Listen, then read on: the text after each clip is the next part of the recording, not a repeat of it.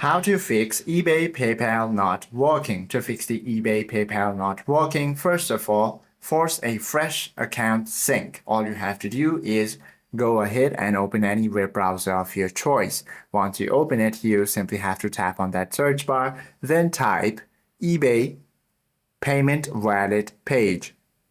Now, once you find the official website, all you have to do is go ahead and tap on this and sign into your account. Once you have signed in, find the entry for PayPal and click delete or remove. Once you do this, log into your PayPal account settings and navigate to the settings and go to payments and head to auto payments. Locate the eBay on the active merchant list and click the stop paying with PayPal to break the old billing agreement.